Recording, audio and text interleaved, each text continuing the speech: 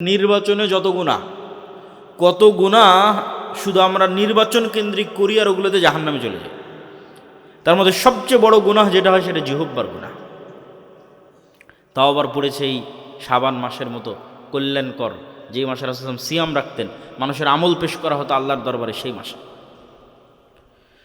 তো শয়তান যখন আপনাকে বলবে ওর বিরুদ্ধে গীবত কর, ওকে গালি দে, ওর বিরুদ্ধে কমেন্ট কর, আপনারাই বলেন আপনি কি দুইবার চিন্তা করবেন এটা করতে? কেউ চিন্তা করবে না, একবারও চিন্তা করবে না। এটাই তো শয়তানের অস্ত্র। মুখ দিয়ে কিছু বললে তার হিসাব নাই, মুখ দিয়ে কোথাও কমেন্ট করলে তার হিসাব নাই, গালি দিলে চায়ের স্টলে হিসাব নাই, দুর্নাম করলে হিসাব নাই। এই একটা দিয়ে শয়তান আপনাকে সাকসেসফুলি জাহান্নামে নিয়ে যাবে। মজার বিষয় হচ্ছে এই অস্ত্র যেমন জাহান্নামে যাওয়ার জন্য খুব কার্যকরী, এই অস্ত্র জান্নাতে যাওয়ার জন্য কার্যকরী। বলেন আল্লাহু আকবার। সবচেয়ে সহজে কোন ইবাদত সবসময় করা যায় বলেন? জিকির। জিকির করতে অজু করতে হচ্ছে না, জিকির করতে মসজিদে যেতে হচ্ছে না, জিকির করতে পবিত্র হতে হচ্ছে না। সবচেয়ে সহজে সব সময় যে ইবাদত করে দ্রুত জান্নাতে যাওয়া যায় তার নাম জিকির। এত বড় গনিমত মানুষ হারিয়ে ফেলতেছে, এই জিহ্বাকে মানুষ কাজে লাগাচ্ছে গীবতে, নিন্দায়, অপবাদে, মিথ্যায়, অথচ এই জিহ্বাকে কাজে লাগায় না আল্লাহর জিকিরে। এর চেয়ে হতভাগা কে হতে পারে? জিকির কেন পাওয়ারফুল দেখেন, সালাতও কিন্তু জিকির। ওয়া আকিমিস সালাত লিযিকরি, সালাতও জিকির। জিকির কেন পাওয়ারফুল, কেন শক্তিশালী, কেন আমি আমার বহু বক্তব্যে বলেছি জিকির দিয়ে এমন অসম্ভব নাই যা সম্ভব নয়, এমন কোনো অসম্ভব নাই যা সম্ভব নয় জিকির দিয়ে। সুলাইমান আলাইহিস সালাতু ওয়াস সালাম বললেন রানী বিলকিসের সিংহাসন নিয়ে আসতে হবে। ক্বালা ইফরিতুম মিনাল জিন, ইফরিত নামক জিন বলল আপনি যেই মাজলিসে বসে আছেন এই মাজলিস থেকে ওঠার পূর্বেই আমি ওই সিংহাসন উপস্থিত করব। সুলাইমান আলাইহিস সালামের আরও দ্রুত দরকার, আরও স্পিডে দরকার। আল্লাযী ইনদাহু ইলমুম মিনাল কিতাব, যার কাছে কিতাবের স্পেশাল জ্ঞান ছিল, লাওহে মাহফুজের স্পেশাল কোনো নলেজ তার কাছে ছিল। সে বলল আপনার চোখের পলক পড়ার পূর্বে আমি সিংহাসন এখানে উপস্থিত করব। দেখেন আজকের যুগে চোখের পলকে ডাটা ট্রান্সফার হয়, এলিমেন্ট পার্টিকেল ট্রান্সফার হয় না। আমি বলতেছি এটা চোখের পলকে আমেরিকা এখন বাজতেছে লাইভ। মেসেজ দিব, চোখের পলকে অস্ট্রেলিয়া চলে যাবে, ইউরোপ চলে যাবে, সৌদি, ঢাকা, নরসিংদী। তাহলে তথ্য ট্রান্সফার হচ্ছে চোখের পলকে। আর কোরআনে এমন এক প্রযুক্তির আলোচনা হচ্ছে যেখানে একটা টিস্যু, একটা পণ্য, একটা জিনিস চোখের পলকে পার হয়ে যাবে। এই প্রযুক্তির ধারে কাছে মানুষ যেতে পারেনি। আল্লাহ সুবহানাহু ওয়া তাআলা ভালো জানে সেটা কি জ্ঞান ছিল, কিন্তু জিন নিয়ে আসতে চেয়েছিল গায়ের জোরে, আর ওই ব্যক্তি নিয়ে আসতে চেয়েছে জ্ঞানের জোরে। কিছু মুফাসসির লিখেছেন এটা বিশেষ কোনো জিকির ছিল, যেটা আজকে আমার এখন তরজমাতুল বাব হতে পারে, আল্লাহু আ'লাম। কেন এর চেয়ে পাওয়ারফুল আর কিছু আমার জানা নাই পৃথিবীতে, জিকিরের চেয়ে পাওয়ারফুল কিছু। কেন জিকির হচ্ছে আওয়াজ, আর আল্লাহ সুবহানাহু ওয়া তাআলার পৃথিবীর একটা আরেকটার সাথে ইন্টার কানেক্টেড আওয়াজ দিয়ে, একটা আরেকটার সাথে সংযুক্ত আওয়াজ দিয়ে। দু একটা দলিল দিলে আপনি বুঝতে পারবেন। আল্লাহ সুবহানাহু ওয়া তাআলা আসমান জমিন ধ্বংস করবেন, তার সিস্টেম আল্লাহই তৈরি করেছেন। যে ইসরাফিল বাঁশিতে ফু দিবে, সেই ফু থেকে আওয়াজ হবে, এই আওয়াজে সব ধ্বংস হয়ে যাবে। আল্লাহই তৈরি করেছেন। মানুষকে যখন আল্লাহ পুনরুত্থান ঘটাবেন, তখন পুনরায় ইসরাফিলকে তৈরি করে তাকে বাঁশি দিয়ে সে বাঁশিতে ফু দিবে, মানুষের পুনরুত্থান ঘটবে দ্বিতীয় বাঁশির আওয়াজে, কিছু কিছু মতে তৃতীয় বাঁশির আওয়াজে, কিন্তু আওয়াজে। এবং আওয়াজের মাধ্যমে একটা আর একটার সাথে ইন্টারকানেক্টেড। তার সবচেয়ে বড় দলিল হচ্ছে ইউসাব্বিহু লিল্লাহি মা ফিস সামাওয়াতি ওয়া মা ফিল আরজ, আসমান জমিন এবং তার মধ্যে যা কিছু আছে, ধূলিকণা, বালিকণা, কীট পতঙ্গ, পঙ্গপাল, জড়বস্তু, জড় পদার্থ, এই প্যান্ডেল, এই মাইক, এই চেয়ার, এই গায়ের জামা, এই টিস্যু, এই পোস্টার, এরা 24 ঘন্টা আল্লাহর তাসবিহ পাঠ করতেছে। এই তাসবিহ পাঠের আওয়াজ আছে, এখান থেকে আওয়াজ বের হচ্ছে, তাসবিহ আওয়াজ। আমি শুনতে পাই না কেন? পিঁপড়ার চলার আওয়াজ যেমন শুনতে পাই না, কবরের আযাব যেমন শুনতে পাই না, কিন্তু এরা সব বা আওয়াজ আল্লাহ সুবহানাহু ওয়া তাআলার তাসবিহ পাঠ করতেছে। তো আওয়াজ হচ্ছে পৃথিবীর এক জীব জন্তু জড়বস্তু জড় পদার্থের সাথে আরেকটার কানেকশনের মাধ্যম হচ্ছে আওয়াজ। এই জ্ঞান আল্লাহ সুলাইমান আলাইহিস সালামকে দিয়েছিলেন, আর পৃথিবীতে পরে কাউকে দেননি, আমাদেরকেও দেননি। আপনারা কিন্তু এখন বাংলা শুনতেছেন না, আসলে আওয়াজ শুনতেছেন। এখন যদি এখানে একটা চাইনিজকে নিয়ে এসে বসিয়ে দিই, ও শুধু আওয়াজই শুনবে। আর যদি এখন একটা চাইনিজ বক্তব্য দেয় এখানে, তো আপনারা শুধু আওয়াজ শুনবেন। এটা আলটিমেটলি একটা আওয়াজ। আর আমি যখন কোরআন তেলাওয়াত করতেছি, এটা একটা আওয়াজ। যেমন বাংলা একটা আওয়াজ, এটা একটা আওয়াজ, আমি উচ্চারণ করতেছি। যখন আমি ইংরেজিতে চলে যাচ্ছি, ওটা একটা আওয়াজ। তাহলে গরু চিৎকার করতেছে, ওটা একটা আওয়াজ। পাখি কথা বলছে, ওটা আওয়াজ। এই প্রত্যেকটা আওয়াজের মিনিং আছে। আমার এই বলা আওয়াজের মিনিং আপনি বুঝতেছেন, কারণ আপনি জানেন তাই। কিন্তু এখানে চাইনিজ এসে বক্তব্য দিলে আপনি জানেন না, তাই ওটা আওয়াজ। তো ওই রকমের পাখির আওয়াজ, ওই রকমের গরুর আওয়াজ। কিন্তু ওই গরুর আওয়াজের মিনিং আছে, এটা আল্লাহ সুলাইমান আলাইহিস সালামকে শিখিয়েছিলেন। পিঁপড়ার আওয়াজ আছে, সে আওয়াজ সুলাইমান আলাইহিস সালাম শুনেছেন। সে আওয়াজের বর্ণনা আল্লাহ কোরআনে দিয়েছেন। পিঁপড়ার কথোপকথন, যেখানে আমরা পিঁপড়ার চলার আওয়াজই শুনতে পাই না।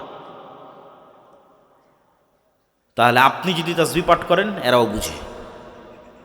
আজানের বিষয়ে রাসূল সাল্লাল্লাহু আলাইহি ওয়াসাল্লাম বলেছেন, যত দূর পর্যন্ত আজানের আওয়াজ যাবে, ততদূর পর্যন্ত সব জীবজন্তু জড়বস্তু জড় পদার্থ কিয়ামতের মাঠে মুয়াজ্জিনের পক্ষে সাক্ষী দিবে, কেন ওরা আজানটা বুঝে। আজান জিকির, ওরা ওই তাসবিহ বুঝে, শোনে। আমাদের কাছে আল্লাহ সুবহানাহু তাআলার পক্ষ থেকে পাঠানো উম্মতে মুহাম্মাদের জন্য সবচেয়ে বড় নিয়ামত হচ্ছে কোরআন। কেন কোরআন স্বয়ং আল্লাহর আওয়াজ, আল্লাহর শব্দ, আল্লাহর বাক্য। এই জন্য এটা সবচেয়ে পাওয়ারফুল, এই জন্য এটা সর্বশ্রেষ্ঠ জিকির। কিন্তু উম্মতে মুহাম্মাদের হতভাগা যে তারা এই জিনিসগুলোকে মূল্যায়ন করতে পারলো না। তারা কোরআনকে মূল্যায়ন করতে পারলো না, জিকিরকে মূল্যায়ন করতে পারলো না, সকাল সন্ধ্যার জিকিরকে মূল্যায়ন করতে পারলো না, সালাতকে মূল্যায়ন করতে পারলো না। সালাত পৃথিবীর সর্বশ্রেষ্ঠ মাধ্যম, সর্বশ্রেষ্ঠ উপায়। বুঝার সহজের জন্য বলতেছি টেকনোলজি। টেকনোলজি মানে কি? কোনো কিছুর উপায়, কোনো কিছুর মাধ্যম, কোনো কিছুর প্রযুক্তি, সেটাই ওসিলা, কোনো কিছুর ওসিলা। সালাত পৃথিবীর সর্বশ্রেষ্ঠ মাধ্যম, সর্বশ্রেষ্ঠ উপায়, যা দিয়ে এই জমিনে বসে থেকে 7 আসমানের উপরে থাকা রব্বুল আলামিনের সাথে সরাসরি যোগাযোগ করা যায়। এর চেয়ে বড় শ্রেষ্ঠ উপায় পৃথিবীতে আর নাই। এর চেয়ে বড় শ্রেষ্ঠ যোগাযোগ মাধ্যম আর পৃথিবীতে নাই। মানুষ যখন সালাতে দাঁড়ায়, দৃষ্টি যখন সিজদায় থাকে, অন্তর যখন দুনিয়ার কথা চিন্তা করে না, আল্লাহর কথা চিন্তা করে, তখন বান্দাও আল্লাহর মুখোমুখি হন, যতক্ষণ বান্দা না দুনিয়ার অন্য কোনো কথায় চলে না যাচ্ছে। আপনাদের ভাষায় যদি বলি, তাহলে আল্লাহ সুবহানাহু ওয়া তাআলার সাথে আপনি লাইভ কানেক্টেড হন। আল্লাহ সুবহানাহু ওয়া তাআলা তার বান্দার সাথে লাইভ সম্পৃক্ত হন, সংযুক্ত হন সালাতে।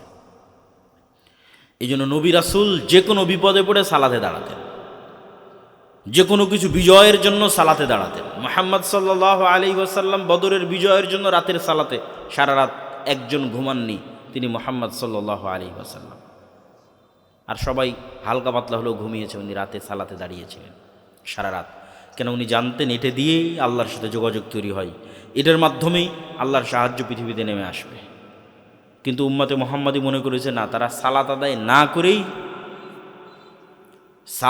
না করেই শুধু ভোট দিয়ে ইসলাম বিজয় করে ফেলবে।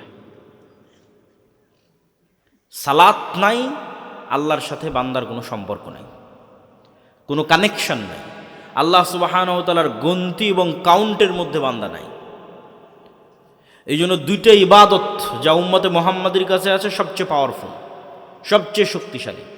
যে কোনো বিপদে, যে কোনো বড় কাজে, যে কোনো সফলতায় উম্মতে মুহাম্মাদির যে জিনিস সম্ভব নয়, সে জিনিসকে সম্ভব করে দিবে। দুইটা জিনিস, যদি 5 ওয়াক্ত সালাতের পাশাপাশি রাতের সালাতে অভ্যাসী হয়, যদি সকাল সন্ধ্যার জিকিরে অভ্যাসী হয়, পৃথিবীর কোনো বাধা তার সামনে আর বাধা বলে বিবেচিত হবে না। সকল বাধা সে অতিক্রম করে যাবে, সকল বাধা।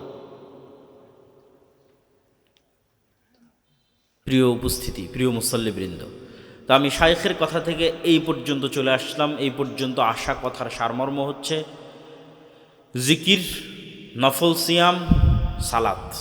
শাবান মাসে এই জিনিসগুলো আপনাদের গুরুত্ব দিতে হবে। এবার একটু আব্দুর রহমান যে বিষয়ে কথা বলতেছিল সেটা বিষয়ে একটু বলি। আব্দুর রহমান যে বিষয়ে আলোচনা করছিল সেটাও খুবই গুরুত্বপূর্ণ, যে বাংলাদেশের মুসলমান অথবা ভারত উপমহাদেশের মুসলমান তাদের যে ধোঁকা খাওয়ার ইতিহাস, এই ইতিহাসটা যে আব্দুর রহমান সংক্ষিপ্ত সময়ের মধ্যে সাদিকপুরের পাটনার পরিবার থেকে একদম এই পর্যন্ত সংক্ষিপ্ত সময়ের মধ্যে তুলে ধরেছে। এই যে ধোঁকা খাওয়ার ইতিহাস, 1757 সালের 23শে জুন পলাশির আম্রকাননে মুসলিম সালতানাতের যে অধঃপতন শুরু হয় এবং 1857 সালের সিপাহী বিদ্রোহে যেটা প্রকৃত বাস্তব রূপ পায়, তারপরে 100 বছরের যে জিহাদ, 200 বছরের যে জিহাদ আন্দোলন, 1947 যেটা সামান্যতম নামকাস্তে হলো পাকিস্তান এবং বাংলাদেশ নামে দুইটা রাষ্ট্রের তৈরি হয়। এই যে ভারত উপমহাদেশের মুসলমানদের একটা দুঃখ গাথা, এখনও ভারতের মুসলমানেরা কি পরিমাণ নির্যাতিত, এটা একমাত্র যে ভারতে যায়নি, ভারতের মুসলমানদের অবস্থা দেখেনি, তারা ছাড়া বলতে পারবে না।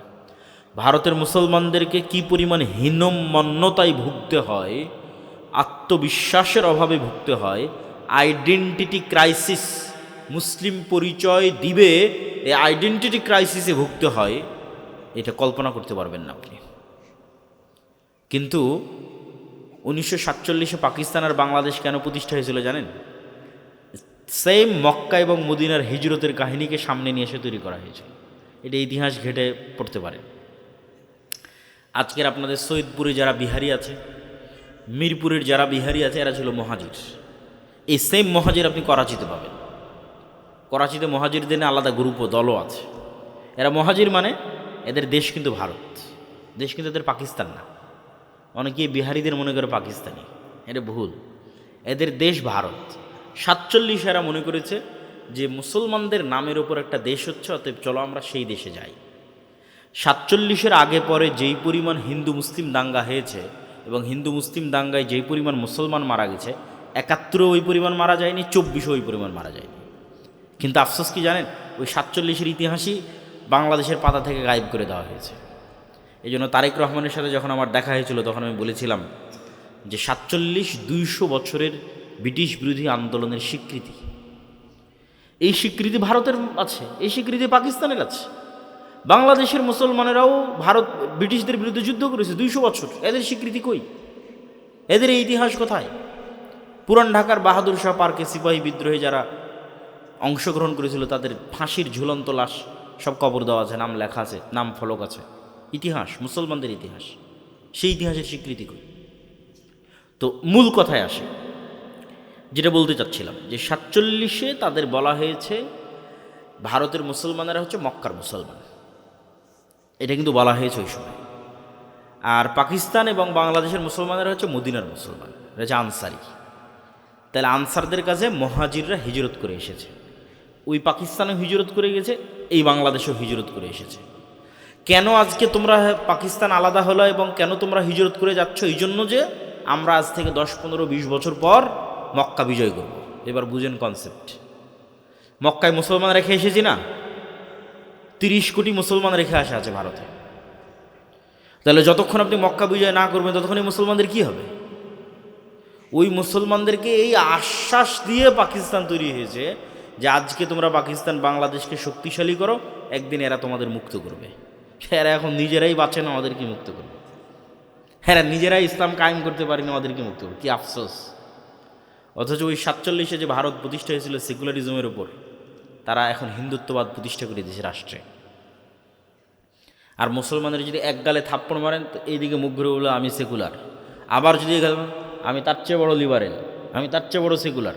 যত থাপ্পড় খাবে তত বলবে সেকুলার লিবারেল, একবারও মুখ খুলে বলবে না যে আমি মুসলমান। এই হলো পাকিস্তান আর বাংলাদেশের মুসলিম রাজনীতিবিদদের নিমক হারামি, হীনম্মন্যতা এবং আত্মবিশ্বাসহীনতার পরিচয়। এখান থেকে উত্তরণের রাস্তা কি? আব্দুর রহমান চমৎকার আলোচনা করেছে, জ্ঞানের আলোচনা করেছে। আসলেই এই জ্ঞানের কথা মুখে বলা যায়, কিন্তু বাস্তবে কয়জন করতে পারে? সবাই জীবন দিতে প্রস্তুত, কেউ জ্ঞান অর্জন করতে প্রস্তুত নয়।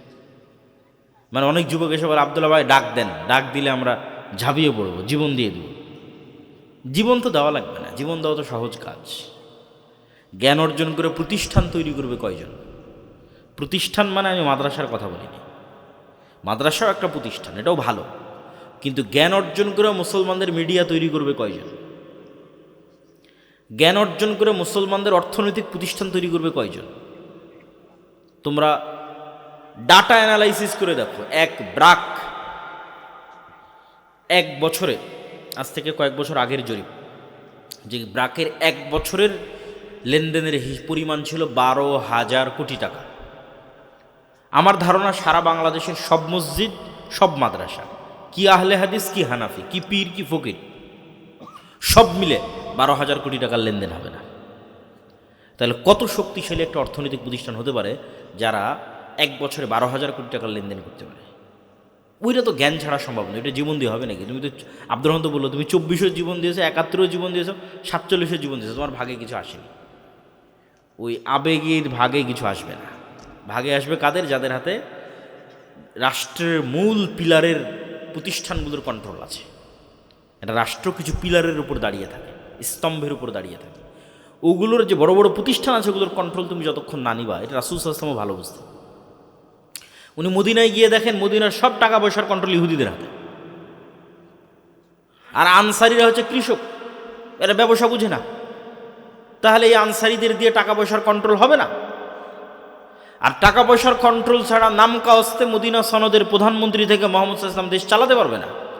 24 ঘন্টা ইহুদিদের কাছে মাথা নত রাখতে হবে টাকার জন্য। ইহুদিরা তখনও সুদের কারবার করত। তো মুহাম্মদ সাল্লাল্লাহু আলাইহি ওয়াসাল্লাম মুহাজিরদের, আনসারদের বললেন তোমাদের সম্পত্তি যা আছে কেউ 3 ভাগের 1 ভাগ, কেউ 2 ভাগ, কেউ অর্ধেক মুহাজিরদের দাও, এরা ব্যবসা জানে, এরা ব্যবসা করতে পারবে। ব্যবসা করলে টাকার কন্ট্রোল আমার সাহাবীদের হাতে আসবে, মানে আমার হাতে আসবে। সাহাবীরা ব্যবসা শুরু করলেন।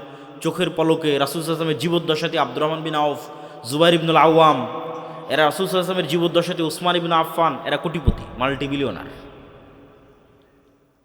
রাসূল সাল্লাল্লাহু আলাইহি ওয়াসাল্লামের একটা কুয়া দরকার ছিল মসজিদ নববীর নিকটস্থ, যেটাতে মুসলমানদের ওযু করবে, গোসল করবে। সেই কুয়া ওসমান রাদিয়াল্লাহু তাআলা আনহু কিনে দিয়েছেন। ওই কুয়ার মালিক ইহুদি ছিল। তাহলে ওই কুয়া যদি না কিনতে পারতো, ইহুদির কাছে গিয়ে অনুমতি চাইতে হতো, ভাই তোমার কুয়া ব্যবহার করবো, অনুমতি দাও। এটা হলো অর্থনৈতিক দাসত্ব। তাহলে যতক্ষণ আপনি পিলারগুলোর কন্ট্রোল নিজের হাতে না নেবেন, আপনি যতই আন্দোলন করেন, যতই জীবন দেন, এই রাষ্ট্র আপনার হাতে আসবে না। এটা মুহাম্মদ সাল্লাল্লাহু আলাইহি ওয়াসাল্লাম ভালো জানতেন। বদরের যুদ্ধ অবশ্যই ধর্মীয় যুদ্ধ, কিন্তু বদরের যুদ্ধের কারণগুলোর মধ্যে দেখেন আবু সুফিয়ানের ব্যবসায়িক কাফেলা বন্ধ করে দেওয়া হয়েছে। কারণ যেখান থেকে যুদ্ধটা শুরু হচ্ছে, আবু সুফিয়ান মক্কায় রিটার্ন ব্যাক করতে পারতেছে না। সেখান থেকে বার্তাবাহক চিঠি নিয়ে গেছে আবু জাহালের কাছে যে মুহাম্মদ সাল্লাল্লাহু আলাইহি ওয়াসাল্লামের সাহাবীরা তার ব্যবসায়িক যাত্রা বন্ধ করে দিয়েছে, বাঁচাতে হবে। কেননা বিজনেস রুট বন্ধ হয়ে গেলে মক্কার মানুষের টাকার কন্ট্রোল কমে যাবে। মুহাম্মদ সাল্লাল্লাহু আলাইহি ওয়াসাল্লামের রাস্তার উপর দিয়ে তোমাকে ব্যবসা করতে হবে।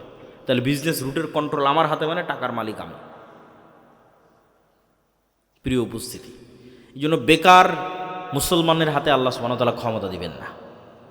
বসে থাকা মুসলমানের হাতে আল্লাহ সুবহানাহু ওয়া তাআলা ক্ষমতা দিবেন না। টাকা উপার্জন করতে হবে, সময় নষ্ট করার সুযোগ নাই, 24 ঘন্টা কাজে লাগাতে হবে প্রোডাক্টিভ ওয়েতে। ওই যে নিন্দা, গীবত, মিছিল, মিটিং, বিড়ি, সিগারেট, টাকা দিলে ভোট কেন্দ্রে চলে যাওয়া, এগুলো সব আত্মসম্মান বিক্রি করা এবং সময় নষ্টের কাতারে পড়ে। ওই সময়টা প্রকৃত জায়গায় কাজে লাগাতে হবে, জ্ঞান অর্জনে কাজে লাগাতে হবে, ব্যবসায় কাজে লাগাতে হবে, টাকা উপার্জনে কাজে লাগাতে হবে। উম্মতে মুহাম্মাদি ব্যবসায়ী জাতি, উম্মতে মুহাম্মাদি চাকরিজীবী কম ছিল না। আল্লামা ইকবালও তার অ্যানালাইসিসের মধ্যে লিখেছেন, নাহি মাকাম কি খুগর তবিয়তে আজাদ, হাওয়ায়ে সাইরে মিসালে নসিম পায়দাকার, যে একটা নির্দিষ্ট কাজ নির্দিষ্ট এলাকার মধ্যে সীমাবদ্ধ হয়ে থেকে যাবে, এটা মুসলমান নয়। মুসলমান হচ্ছে সকালবেলার বাতাসের হাওয়ার মতো, যার কোনো সীমানা নেই, যার কোনো বর্ডার নেই। কোন সাহাবিকে আপনি পাবেন যার নিজ শহরে মৃত্যু হয়েছে, যার নিজ বাড়িতে মৃত্যু হয়েছে? খুব কম সংখ্যক সাহাবিকে পাবেন। সব কোনো বর্ডার বিহীন, যে যেদিকে পেরেছে সে সেদিকে দাওয়াত নিয়ে ছুটে গেছে। কেউ ব্যবসা নিয়ে, কেউ জিহাদ নিয়ে, কেউ বসরায়, কেউ কুফায়, কেউ ইরাকে, কেউ নিশাপুরে, কাউকে নিজ শহরে পাবেন না। এগুলো মুসলমানদের স্বভাব ছিল এরকম। ব্যবসা করতে করতে চলে গেছে ইন্দোনেশিয়া পর্যন্ত, চলে গেছে ব্রুনাই পর্যন্ত, সেই পর্যন্ত চলে গেছে ইসলামের দাওয়াত। কিন্তু আজ মুসলমানেরা চাকুরিজীবী হওয়াতে তাদের এই স্বাধীন চেতা স্বভাব নষ্ট হয়ে গেছে। চাকুরিজীবী থাকবে, সমাজের এক অংশ চাকরি করবেই, কিন্তু ব্যবসায়িক উদ্যোগ নিতেই হবে। এটা মুহাম্মদ সাল্লাল্লাহু আলাইহি ওয়াসাল্লামের সাহাবীদের অন্যতম বৈশিষ্ট্য। তো আমি বলছিলাম আব্দুর রহমান যে আলোচনা করেছে, চমৎকার আলোচনা করেছে। জ্ঞান অর্জন করতে হবে, অর্থনৈতিকভাবে সক্ষম, ভারসাম্যপূর্ণ হতে হবে। যেমন আব্দুর রহমান জ্ঞানের শক্তির কথা বলেছে, অর্থের শক্তিও আপনি দেখতে পাচ্ছেন যে আজকের পৃথিবীর সকল শক্তির কেন্দ্রবিন্দু হচ্ছে ডলার ভিত্তিক অর্থনীতি। আপনি নিশ্চিত থাকেন এই ডলার ভিত্তিক অর্থনীতির যেই দিন পতন হবে ওই দিন আমেরিকার পতন হবে, যেই দিন আমেরিকার পতন হবে ওই দিন ডজন খানেক মুসলিম রাষ্ট্রে ইসলামী খেলাফা কায়েম হয়ে যাবে, সময় লাগবে না, আধা ঘন্টা থেকে 1 ঘন্টার মধ্যে প্রতিষ্ঠা হয়ে যাবে, 1 ঘন্টা থেকে 2 দিন 1 সপ্তাহের মধ্যে প্রতিষ্ঠা হয়ে যাবে। কেননা এগুলোতে গণতন্ত্র টিকিয়ে রেখেছে এই সমস্ত সকল দেশের আব্বা আমেরিকা। তো এই জন্য তাদের হাতে কন্ট্রোল কি? টাকার কন্ট্রোল। মুসলমানদেরকে এই জন্য অবশ্যই ব্যবসায়ী জাতিতে পরিণত হতে হবে এবং টাকা উপার্জন করতে হবে। তার পাশাপাশি আর কি করতে হবে? আর একটা কথা না বললেই নয়, শুরুতে সালাতের কথা বলেছি, জিকিরের কথা বলেছি, এগুলো না থাকলে তো আল্লাহর সাহায্যই আসবে না। সাহায্য না, ইয়াকিন, পরিপূর্ণ তাওহীদ। পূর্ণাঙ্গ তাওহীদ কি? পূর্ণাঙ্গ তাওহীদ হচ্ছে ইব্রাহিম আলাইহিস সালামের তাওহীদ। ये दौर अपने बराहिम की तलाश में है। আল্লামা ইকবাল লিখেছেন, আজকের যুগে মুসলমানদের সকল সমস্যার সমাধান মুসলমানদের মধ্যে একজন ইব্রাহিম আলাইহিস সালাম লাগবে। ইব্রাহিম আলাইহিস সালামের মতো তাওহীদপন্থী একজন মুসলমান লাগবে। মুসলমানদের মধ্যে তাওহীদপন্থী মুসলমান নাই। বিভিন্নভাবে উদাহরণ দিতে পারবো। যারা তো কবরে যাচ্ছে, মাজারে যাচ্ছে, পূজায় যাচ্ছে, শিরক করছে, বেদাত করছে, তাবিজ কবজ ব্যবহার করছে, এদের কথা তো বাদই দিলাম। ধরেন আপনি আহলে হাদিস এবং সালাফি, আপনি এরকম বড় কোনো শিরকে লিপ্ত হন না, তারপরও বলবো পূর্ণাঙ্গ তাওহীদ কি আপনি বুঝতে পারেন।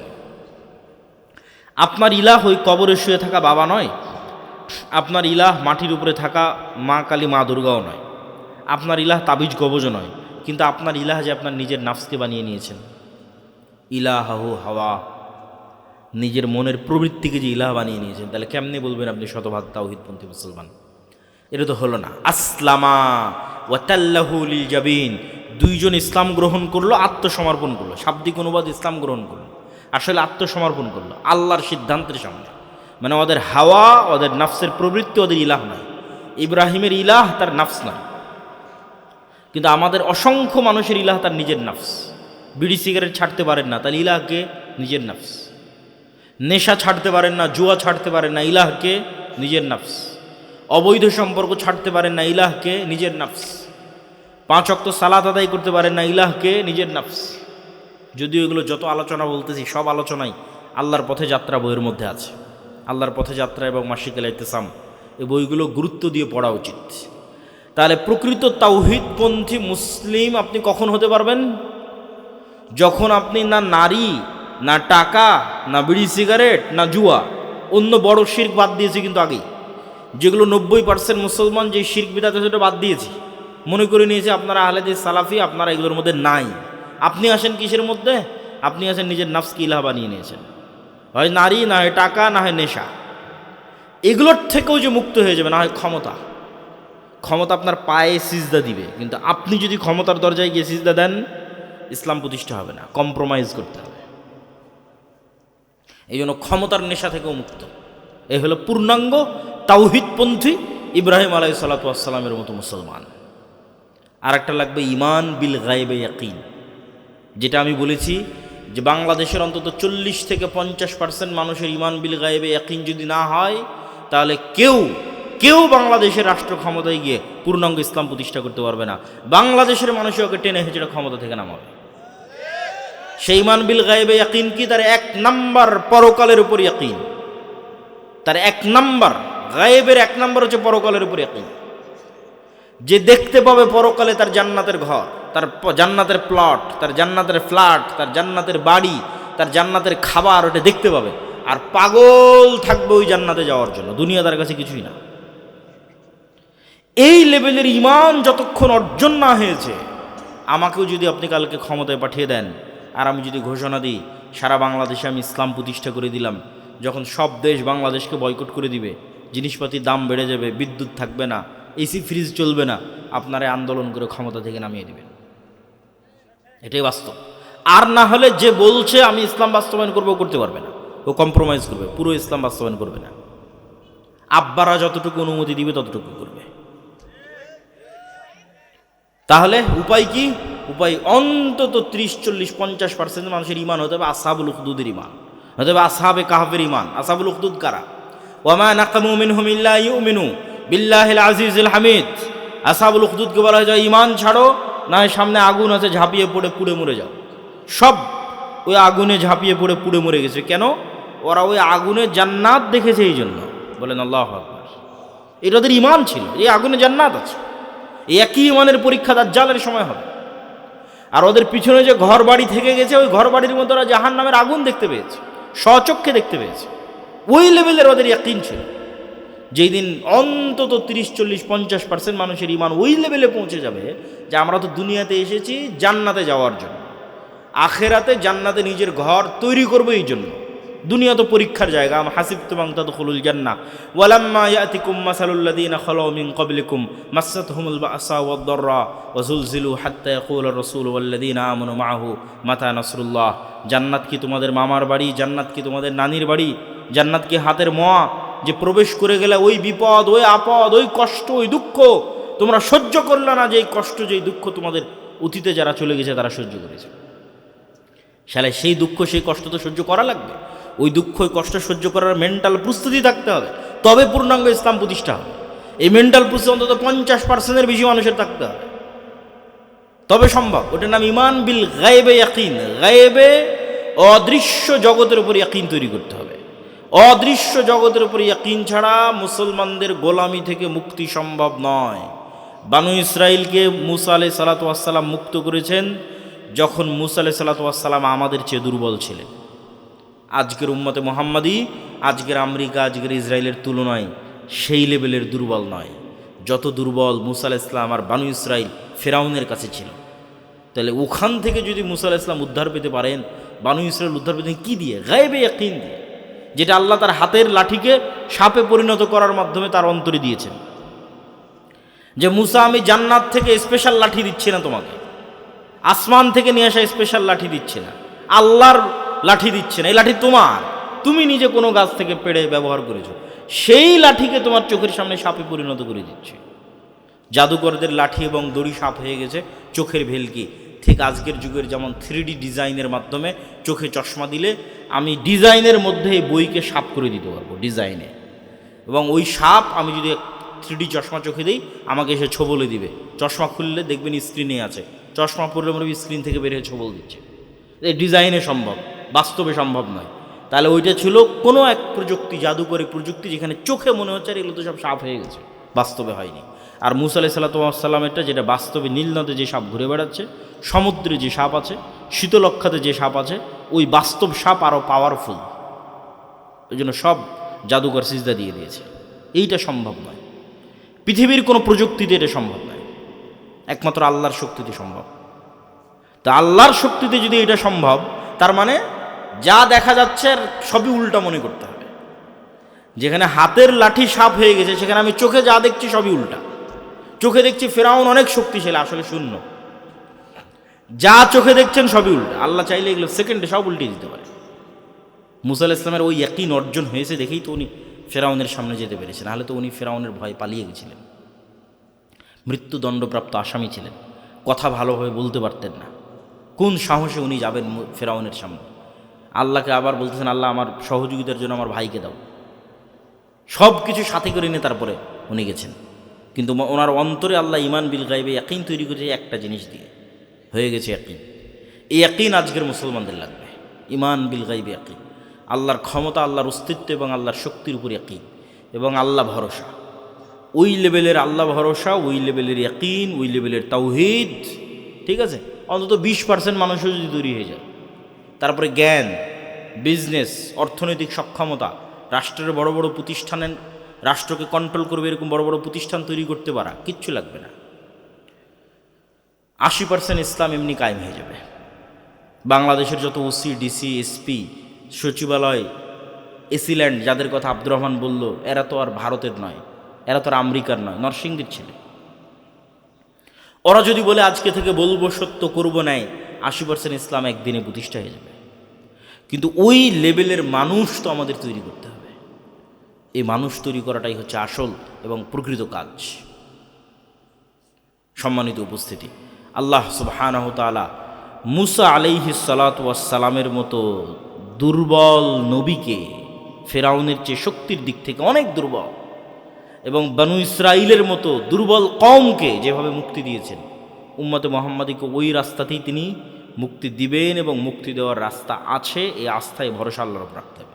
সমস্যা হচ্ছে কি, যে বনু ইসরাইলদের 300 বছরের ফেরাউনের গোলামিতে যে স্বভাব চরিত্রে বিকৃতি এসেছিল, উম্মতে মুহাম্মাদের 200 বছরের ইউরোপীয় উপনিবেশের গোলামিতে সেই বিকৃতি এসেছে।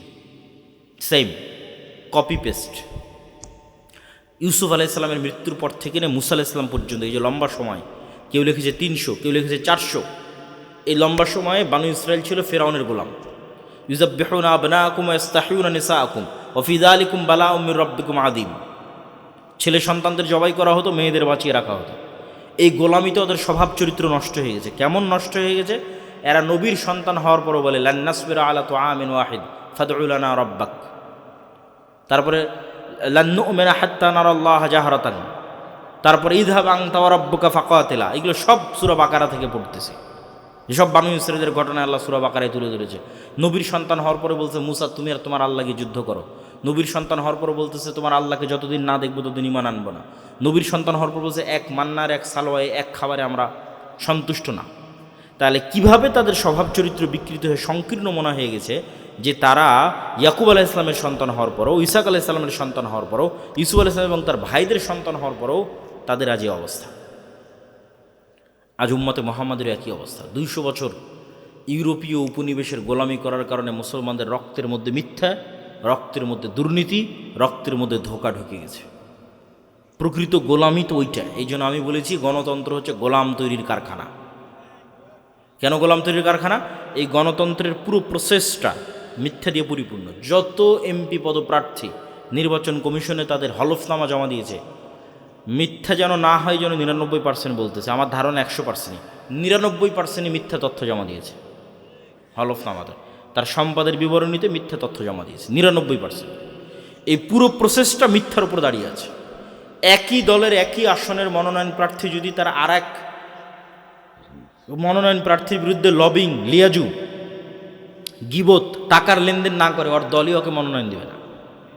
যতজন মনোনয়ন পেয়েছে সবকে লবিং, লিয়াজু, টাকার লেনদেন, দৌড় ঝাঁপ, গিবত, নিন্দা, এই প্রত্যেকটা ধোঁকা এবং মিথ্যার রাস্তা অবলম্বন করে মনোনয়ন নিয়ে আসতে হয়েছে। এই যে মিথ্যা এবং ধোঁকার রাস্তার মধ্যে যাচ্ছে, এটা তো ইটসেলফ গোলামি। এটাই তো গোলামির কালচার। মুসলমানেরা যেন গোলামির কালচার থেকে বের হতে না পারে, এই জন্য গণতন্ত্র দেওয়া। তাহলে এই সমস্ত এমপি যারা নির্বাচিত হয়ে সংসদে যাচ্ছে, আমি এদেরকে বলি এরা নেতা নয়, এরা কি বলেন তো? বলেন না যে এরা কি? আরো জোরে বলেন, এরা কি? গোলাম। এই সমস্ত গোলামকে 2 টাকা দিয়ে কিনে নিতে পারবে ভারত, 2 টাকা দিয়ে কিনে নিতে পারবে আমেরিকা। কেন? এরা আগেই 2 নম্বরই করে মনোনয়ন নিয়েছে, আগেই 2 নম্বরই করে হলফনামা জমা দিয়েছে। সব মিথ্যুক, দুর্নীতিবাজ। তো ওরা কী করবে? ওদেরকে টাকা দিয়ে কিনে নেওয়া যে কারোর জন্য খুব সহজ। তার গণতন্ত্র হচ্ছে গোলাম তৈরির কারখানা। যতক্ষণ আপনি কালচার থেকে বের না হতে পারবেন, এই গোলামির কালচার থেকে, ততক্ষণ লিডার, নেতা তৈরি হবে না। নেতা তৈরি হতে হলে সত্যবাদিতা, ন্যায়পরায়ণতার উপর ভিত্তি করে প্রতিষ্ঠিত হওয়ার মাধ্যমে নেতা তৈরি হবে, ক্লিয়ার নেতা তৈরি হবে। নেতা মানে নির্বাচন করে নেতা হতে হয়, এটা ভুল কথা। এই চিন্তা থেকে বেরিয়ে আসতে হবে।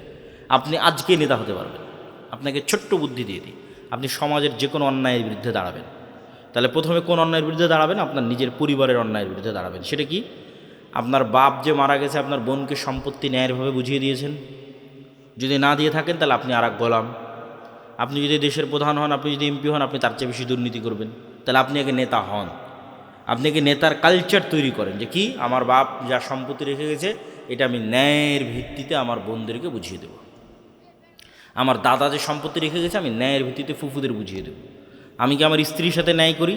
আমি কি আমার মায়ের সাথে ন্যায় করি? আমি কি পিতার সাথে ন্যায় করি? ভাইয়ের সাথে ন্যায় করি? যদি করেন তাহলে ইউ আর এ লিডার, আপনি নেতা। আর যদি না করেন আপনি গোলাম। এবার যদি দেখেন যে হ্যাঁ আমি নেতা, তাহলে এবার সমাজে যত অন্যায় চলছে সব অন্যায়ের বিরুদ্ধে দাঁড়ান। যে কোনো অন্যায়, সেটা এমপি করুক, মন্ত্রী করুক, চেয়ারম্যান করুক, মেম্বার করুক, ওর বিরুদ্ধে দাঁড়ান, কথা বলেন, আপনি এমনি নেতা হয়ে যাবেন। এরকম যে কোনো এক নেতাকে আল্লাহ সুবহানাহু ওয়া তাআলা কবুল করে নিয়ে মোল্লা ওমর বানিয়ে দিয়েছে আফগানিস্তানে। এমনি আল্লাহ সুবহানাহু ওয়া তাআলা কবুল করে নিয়েছে। কার নিয়ত আল্লাহ সুবহানাহু ওয়া তাআলা কখন কবুল করে না? আল্লাহ উপরওয়ালা আল্লাহ সুবহানাহু ওয়া তাআলা ভালো জানে। কিন্তু ন্যায়পরায়ণতা এবং সত্যবাদিতার উপর যারা প্রতিষ্ঠিত থাকবে এরা নেতা হবে, বাই ডিফল্ট নেতা হবে, এর জন্য নির্বাচন করে নেতা হওয়া লাগবে না। কেন ওই যে সিস্টেম, ওই সিস্টেমটা মিথ্যা ধোঁকা দুর্নীতি দিয়ে পরিপূর্ণ, যেখানে গেলে আপনাকে মিথ্যা ধোঁকা এবং দুর্নীতির আশ্রয় নিতে হবে। কেউ যদি মিথ্যা ধোঁকা দুর্নীতির আশ্রয় নিয়ে গণতন্ত্রের মধ্যে থাকতে চায় এবং যদি থাকতে পারে, তাহলে তার পরিণতি হবে ওসমান হাদির মতো।